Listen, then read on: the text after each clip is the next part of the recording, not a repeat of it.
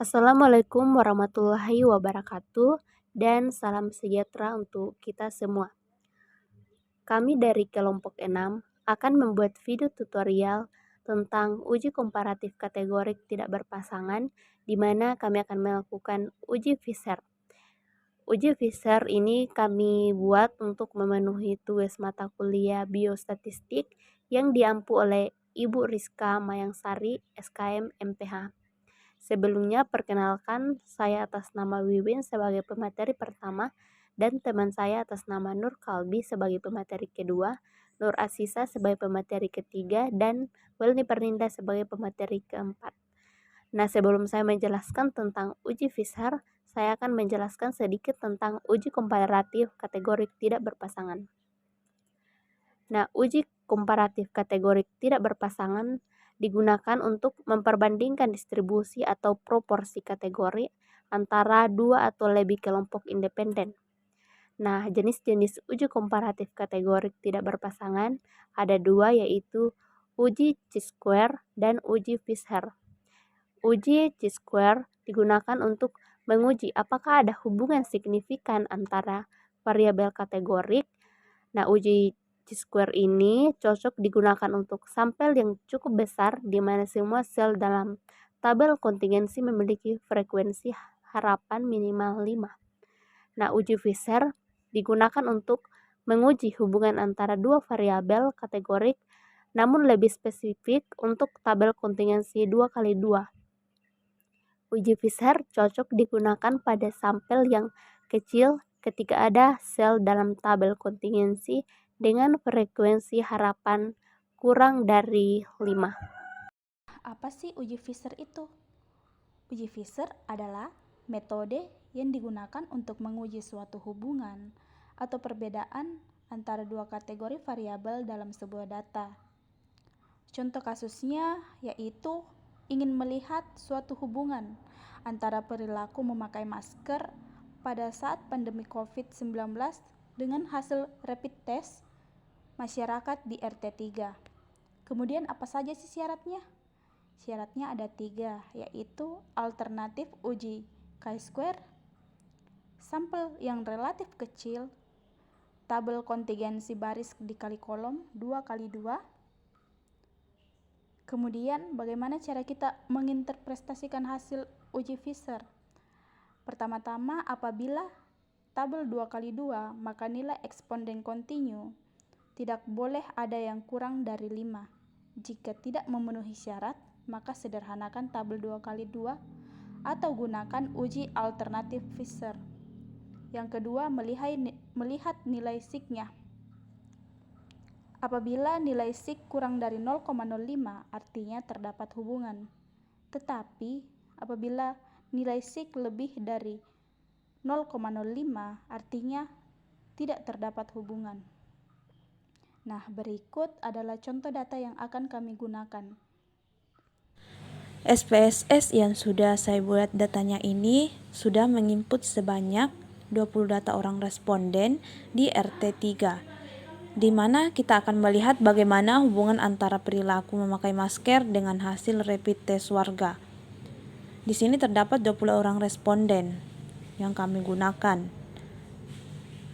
Adapun syarat uji Fisher, yaitu uji yang digunakan pada penelitian dengan sampel yang relatif kecil, yakni sekitar 20 orang responden. Nah, bagaimana cara kita melakukan uji Fisher menggunakan SPSS? Caranya cukup mudah sekali. Seperti biasa, setelah kita input data ke Analyze, kemudian klik Descriptive Statistic, kemudian pilih yang cross tab. Lalu, masukkan variabel ini ke dalam row dan juga kolom. Masukkan perilaku memakai masker ke dalam row dan hasil rapid test ke dalam kolom. Kemudian yang perlu kita rubah adalah di bagian statistiknya. Klik statistik, maka pilih uji Fisher. Jika tidak muncul, lantas bagaimana?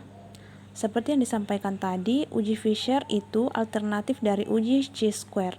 Maka pilih saja uji chi-square. Checklist uji chi-square-nya. Lalu klik continue. Kemudian pada bagian cell, kita checklist yang offset dan juga round. Untuk round dan kolomnya, kita bebas memilih bagaimana sesuai dengan kemudahan untuk menginterpretasikannya. Untuk membuktikan bahwa ini tidak memenuhi syarat uji chi-square, bisa dilihat dengan memunculkan nilai ekspektikonnya. Dan klik continue, lalu OK.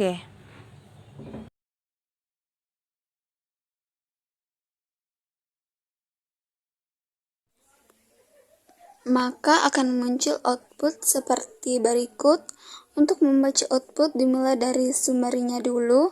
Dilihat bahwa benar N sama dengan jumlah responden sebanyak 20 orang. Juga bagian missing 0, kemudian pada total sudah tepat 20 orang responden jika sudah sesuai. Sebelum kita menginterpretasikan uji Fisher-nya, kita lihat dulu hasil cross tabulation-nya. Nah, nilai ini bisa digunakan sebagai pemaknaan pada transisi univariat. Misal, melihat perilaku responden dapat digunakan dalam membuat pembahasan dalam karya ilmiah, baik skripsi dan tesis. Kemudian ada nilai explicit count untuk membuktikan bahwa data ini tidak memenuhi syarat uji chi-square. Bagian atas hasilnya 6 memenuhi syarat, tetapi bagian bawah hasilnya 4 berarti tidak memenuhi syarat chi-square. Makanya menggunakan uji Fisher untuk menganalisisnya. Lanjut lihat nilai uji Fisher-nya. Yang bagian bawah dilihat pada nilai chi-square test uji Fisher tidak ada secara spesifik pada analisis SPSS. Nah, untuk menentukannya, lihat pada Fisher extra test, lihat pada nilai signifikannya.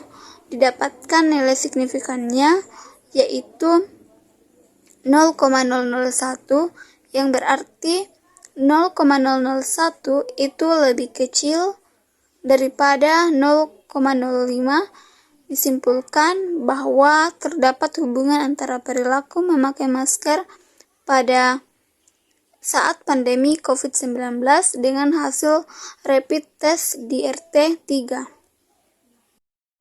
Demikian yang dapat kami sampaikan, kurang dan lebihnya mohon dimaafkan.